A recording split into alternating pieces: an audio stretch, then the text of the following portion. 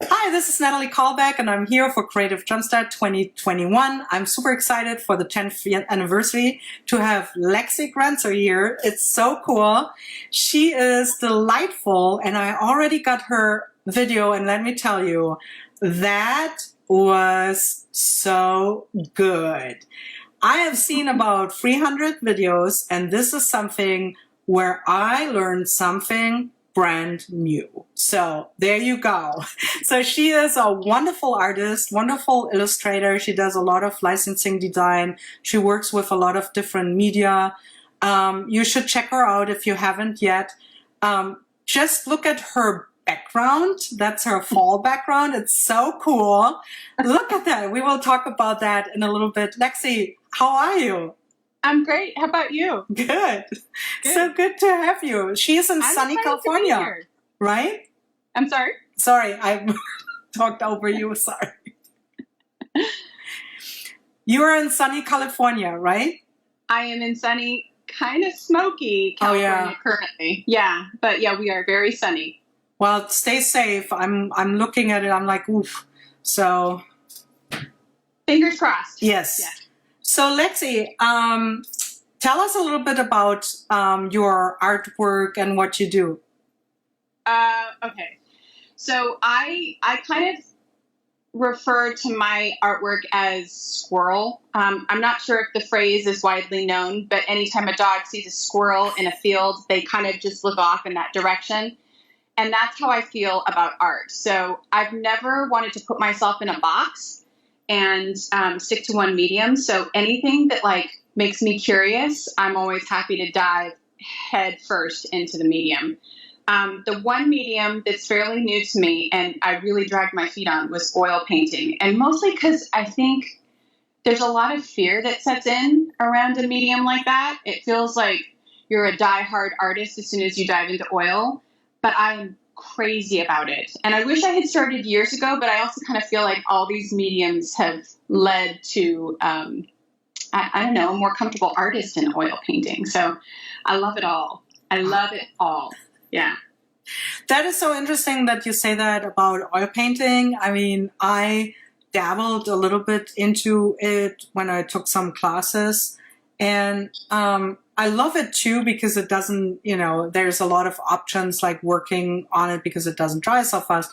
But I'm such a lazy person, and the cleaning, that is the worst for me. I hate cleaning my brushes. Yeah. Right? No, I hear you. Do you let them sit a little bit in their medium for a while?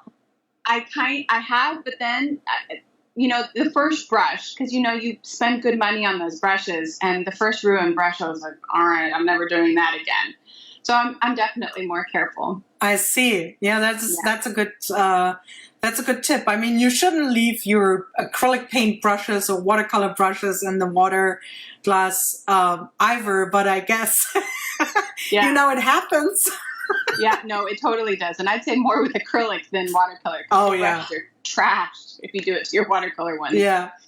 So, as you said, you use all kinds of different media. But if I would send you in your creative space right now, what would you reach for? Which paint medium, would you reach for first? I'm right back at oil again. If I have a choice, it's my favorite. But I teach most in watercolor. Mm-hmm. It's really where the interest is, and as you know, as a teaching artist, where that is your main source of income, you go where the interest is. And so I constantly find that my work and my interests are evolving all the time. But for the last solidly 4 to 5 years, watercolor. I mean, there's just a huge interest and draw in watercolor in the last 5 to 6 years. And I think for a lot of people, it's one of those scary mediums because they're like, it just never does what I want it to do. And I'm like, that's the point. You want it to be free and organic. I'm not buttoned up tight as an artist. I'm really loosey-goosey. So, I find that watercolor tends to be something that I grab. And you can travel with it so easily. I have like a little tin this big, and it kind of goes with me all over the place. So, yeah, watercolor is pretty solid. Interesting. I love watercolor too. But I took this class with a good friend of mine, John Duval, who makes these like really cool urban paintings, which, you know, that's like my thing. And it was so hard for me, not like, because you're so trained with doing all the acrylic paint stuff. And it was so different, like everything is so different. Yeah. I had and he's like, let loose. And I'm like, Yeah. it was really hard. Yeah, it really is hard. There's But no question about it. But I think once you have a good brush and you have good paint and you have good paper, you just let it ride, you know?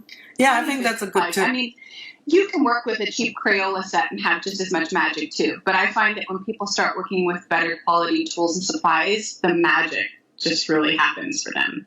Definitely. I think it's also, I know it's good to be frugal, but I also think it is good to, you know, you're worth that. Even when you practice, you're worth that because I don't know. I mean, it sounds weird, but like high quality or like medium quality paint media go a way longer than anything else that you can buy. That's for sure.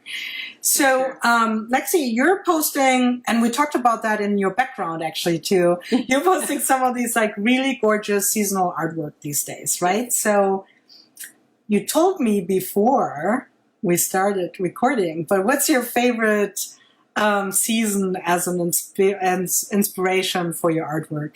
It's definitely fall. I can't wait. As soon as September 1st hits, the fall decorations start exploding in my house. But in my studio, it's always fall. I have Halloween decorations from all my favorite designers.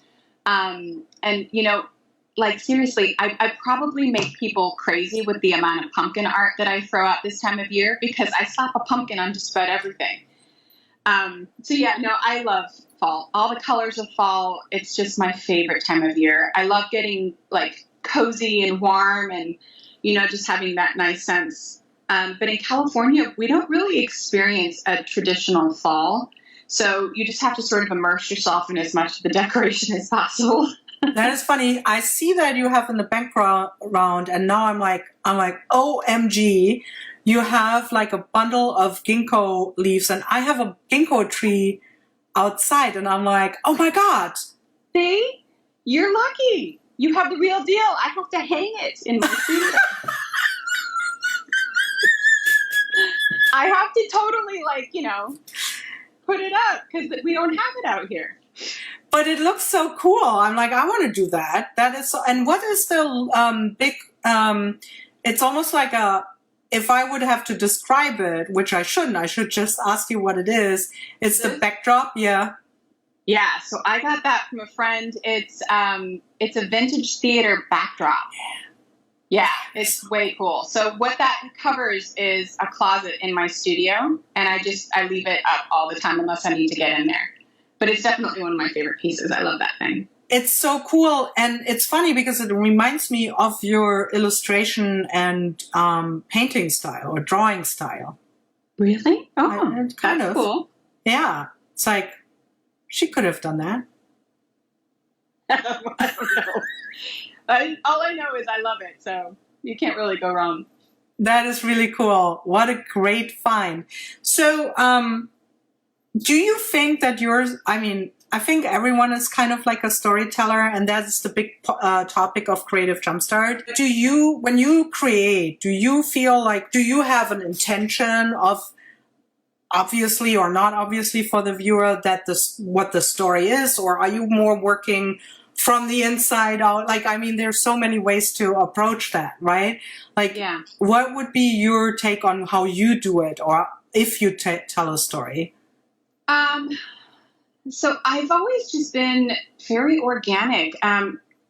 Very often when I start putting pen to paper, I have no idea what it is that I'm going to make. I just know that the majority of the work that I do for myself, not necessarily for class purposes, but for myself, has to be very rooted in nature.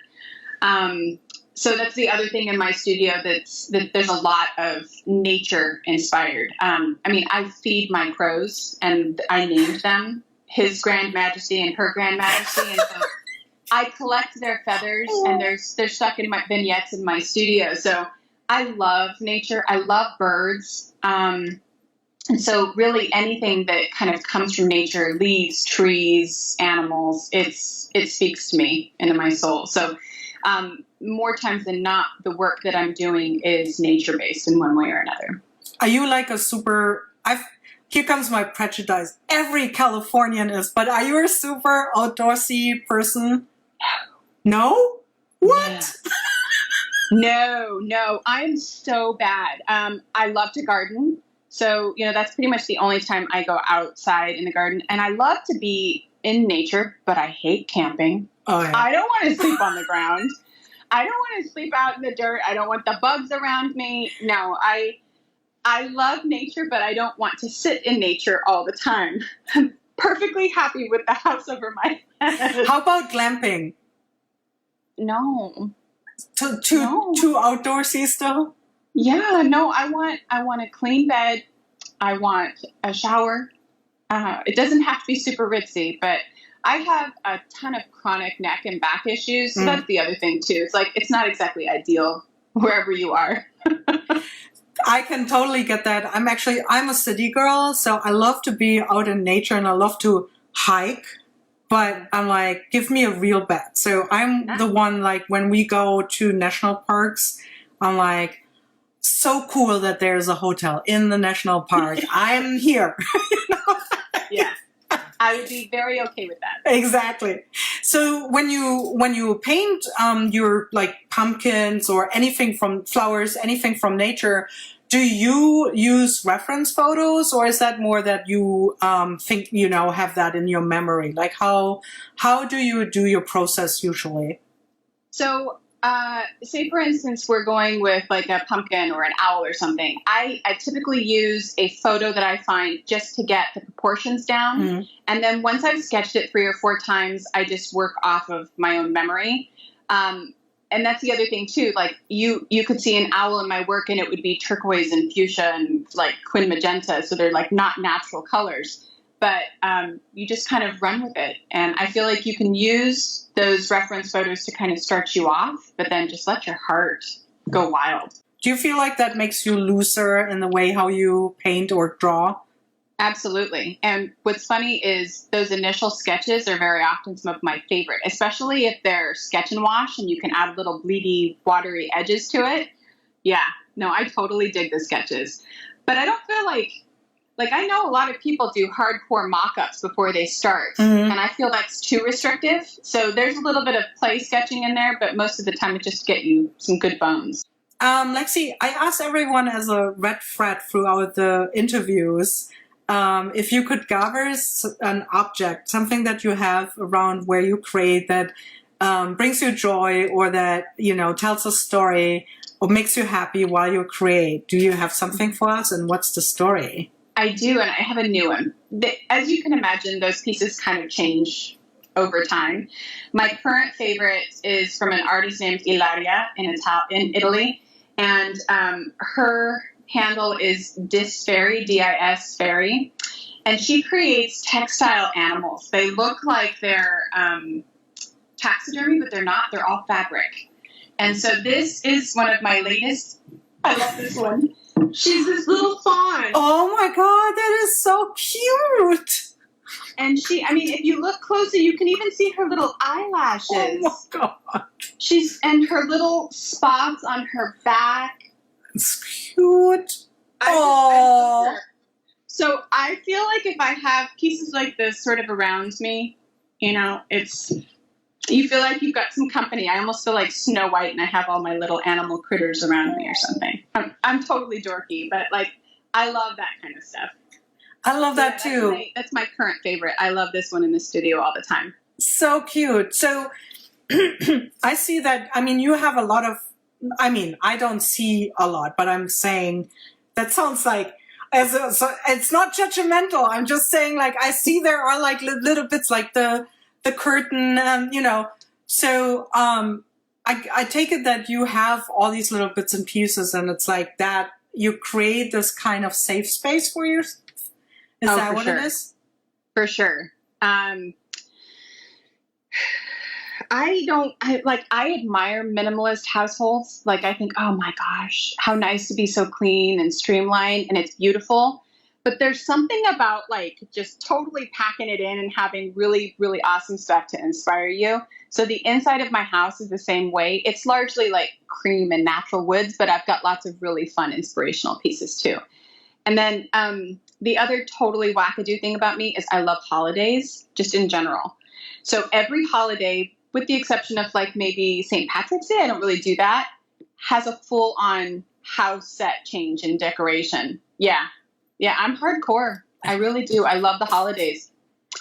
I mean, to the point where it pushed me into sculpting figurines. And so a lot of people don't know that about me, that I have licensed figurines that are like super kitschy and holiday, and they're produced and sold all over the place. So yeah. Wow, really? Yeah. Yeah. I love holidays. I guess you do. Mm-hmm. And some people might have a piece of yours in their home and they don't even know that. It's possible. It's possible. Yeah. You do a lot of licensed design, don't you?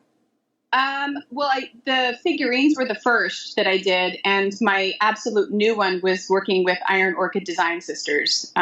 So they recently picked up that really cool woodland collection. I'd love to do more licensing. I just feel like it's such an honor that somebody wants your work and they want to take it and transform it and make it into whatever they want or need. It's an honor. It is an honor, but it doesn't surprise me that they picked you, because you're so amazingly talented and you have this eye for home decor too. And IOD does a lot of home decor. I mean, I've always loved what they do and how they transform like furniture or wall decor. And so I can totally, that makes total sense to me. So yeah. I'm so stoked. I can't wait to see more how people are going to use your designs for that. I have one more question, Lexi. Yeah. Do you have rituals when you go into your studio, like to start your day, or are you like, I'm going to my studio, I'm going to start my day painting or whatever, or do you have like something where you either you have to have your tea and you're like sitting there thinking, writing something? Definitely no ritual. I have 2 insanely active little boys. So like just getting to escape into the studio and have that moment, I'm like, oh God, let's dive in. What are we going to do? I tend to have multiple things going on. Like I kind of feel like my artwork is a little bit on the ADD spectrum, because I need music or like a good Jane Austen movie in the background, or very often like audiobooks. Like I listen to audiobooks all the time. So there's always something going on in the background. But no actual rituals. I look at people who are like, they have their chai latte and they're like calm and they have this beautiful little setup. My supplies are strewn all over the place and it's messy, and I have to like push things out of the way just to have somewhere to work. So nah, I just dive in and just play whenever I can. Yeah, I know. If you see something clean on MySpace and anywhere on social media, that's the 12 by 12 space that I could just shovel free for that one photo, if ever. Yeah. Right? I totally get it. Exactly. So Lexi, where can people find you online? I would say definitely Facebook and Instagram. I do have a website with Shopify, LexiGrenzer.com. So all of my online classes and a little bit of merch is there as well. But mostly I feel like when people follow you, it's because they just want to see what you're up to. So I would say Instagram and Facebook. If you follow me on Facebook, Lexi Grenzer Art is just all professional art stuff. So if you don't really care about the garden or the food or anything else like that, then just follow one of those platforms. But on my personal page, I post my life. So you see my crazy kids, you see my crazy home decor, my food, whatever I cooked that day. Yeah. That's so cool. So sign up for Creative Jumpstart 2021. I'm telling you, Lexi's video is so cool. I am itching to try it myself soon. And it's not like, it's cool. And I I would say that most people might have, maybe not, it's hard to say, but I would be surprised if there weren't a lot of you who will be like, wow, I've never done it. Or even if you did it, I mean, there's more to it. So it is awesome. It is a cool video. And sign up for Creative Jumpstart 21. If you see this interview on Lexi's social media outlets, please use her affiliate link. It will give her a bigger piece of the pie. And that's good. And we can all use it as artists and creatives, especially now. So thank you. And thank you, Lexi, for being part of Creative Jumpstart. Thank you guys for having me. I'm excited to be here. Ciao.